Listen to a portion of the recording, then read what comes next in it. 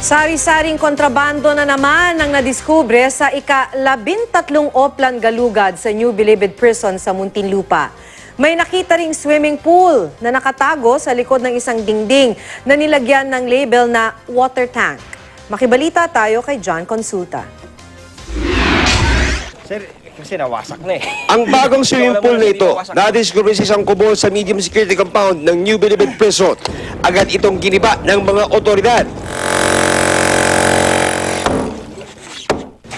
Hinulugog din ng mga otoridad ang Building 14 na dating pita ng mga nooy ni Sicilia Electrica at kung saan ngayon nakapiit ang Bilibid 19 o ang 19 na high-profile inmates na minsan inilipat sa headquarters ng NBI matapos madiskubre ang kanilang maluhong pamumuhay sa Bilibid.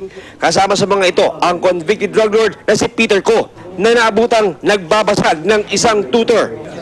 Nakumpiska sa paggalugad sa gusali ang halos 30 cellphones na karamihan ay high-end smartphones pa.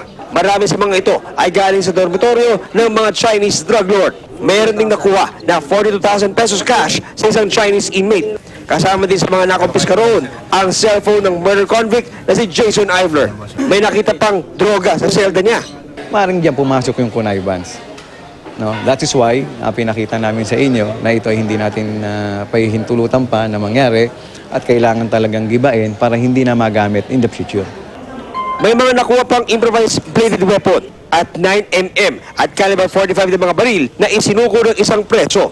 Meron ding nadiskubring mobile aircon, laptop, pocket-size LCD projector, Bluetooth at Wi-Fi gadgets. Ang improvised signal booster din ito na ginagamit daw ng mga preso bilang pangontra sa jammer na naka-install sa gusali, kinumpiska rin. Matagal na naming inaabangan to eh. Kasi may information na kaming naririnig. Pero yun nga, ngayon lang namin na-tsempuan to. Nitong January 13, pinasok ang mga garang kubol sa maximum security prison kung saan nakuha na naman ang iba't ibang kontrabando gaya ng PlayStation at portable facial machine. Nakuha sa isang secret room ang isang caliber 45 Edge na pag-aari ng isang Joel Bernales. Nakumpiska rin ang isang handheld radio na ka-frequency pa umano ng gamit ng mga taga-Bucor. May nakuha rin mga alak, kutsilyo at mga bisikleta. January 5 naman nang isinagawa ang unang open galugad para sa taong ito. Mga appliances tulad ng aircon, TV, freezer, electric fan at gaming console at sound system, pati mga patalim, cellphone at ultimo bike ang nakumpiska.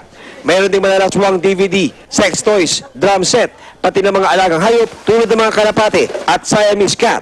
May 5 tauhan na ng Bucor ang iniimbestigahan sa umunoy pakikipagsabwatan sa pagpasok ng mga kontrabando sa Bilibid. John Consulta, GMA News.